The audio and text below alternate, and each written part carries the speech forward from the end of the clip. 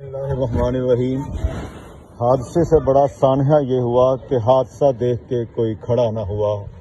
आज एक ऐसे बच्चे की दास्तान, एक ऐसे खानदान की दास्तान जिसको सुनकर, जिसको देखकर रोंगटे खड़े हो जाते हैं। चीखें नहीं तो सिसकियां जरूर निकलेंगी हर उस शख्स की जो इस वीडियो को देखेगा, सुनेगा।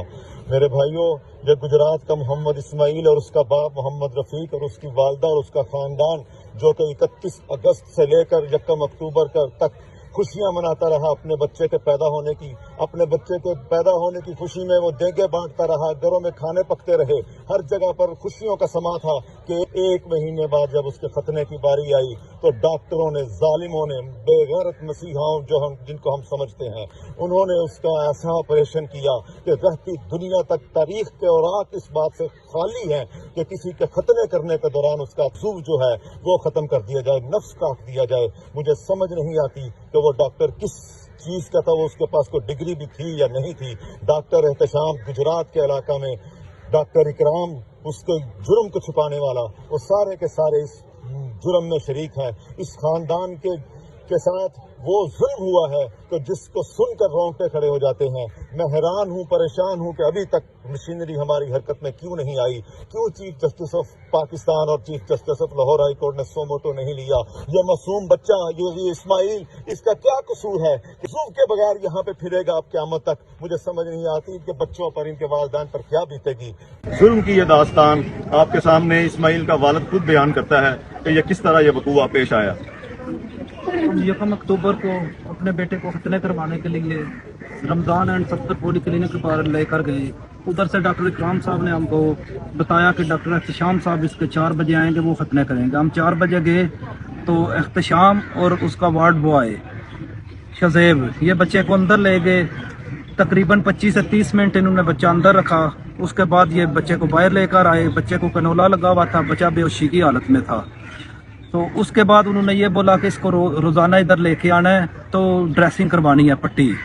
तो हम 1-2 दिन गए तो तीसरे दिन वो डॉक्टर खुद गायब था एहतशाम। तो इसका इन्फेक्शन इतना बढ़ता गया कि डॉक्टर इकराम साहब ने पर्दा डालने के लिए बोला कि इस केस को मैं हैंडल करता हूँ, ये मेरी ड्यूटी है। अब हमको एक ट्यूब दे दी और साथ में शहद दे दी कि ये इसको 4-4 घंटे के वक्फे के बाद लगानी है, जख्म खुद ठीक हो जाएगा, किसी डॉक्टर के पास जाने की ज़रूरत नहीं।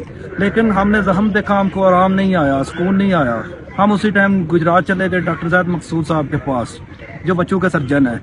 उन्होंने तकरीबन 3 डोज लगाई हैं। उसके बाद उन्होंने बोला कुछ बेहतरी आई तो मैं एडमिट कर लूँगा, अदरवाइज आप बच्चे को उधर ले जाना है, Lahore children hospital. Next day जब उन्होंने चेक किया तो इन्फेक्शन मजीद ख़राब से ख़राब हो गया। तो उन्होंने यही बोला कि इसको as soon as possible Lahore ले जाओ।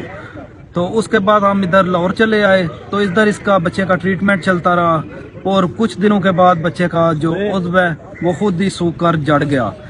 इस कदर घटिया उन्होंने इन्फेक्शन कर दिया था कि रिकवरी का चांस ही नहीं था। तो डॉक्टर ने भी बोला ये किसी डॉक्टर का काम नहीं कि उसने खतने किए हैं, ये तो किसी बेड़ियन वहाँ बंदे ने इसके खतने किए हैं। तो 2 जो स्किन है वो उसने काट दी है पहले ही, तो तीसरी जो है वो बिल्कुल ना रिकवर होने के काबिल है। तो ये हमारी हॉस्पिटल की तारीख में ये ऐसा पहला वाकया पेश आया है कि इस तरह किसी डॉक्टर के हाथों बच्चा मसला गया हो। तो हमारी government of Punjab, government of Pakistan से एक ही रिक्वेस्ट है, हमको इंसाफ दिलाया जाए, एज सुन एज पॉसिबल बच्चे को एडवांस कंट्री में शिफ्ट किया जाए ताकि बच्चे का ट्रांसप्लांट हो सके, वो इस माशरे में आम जिंदगी गुजार सके।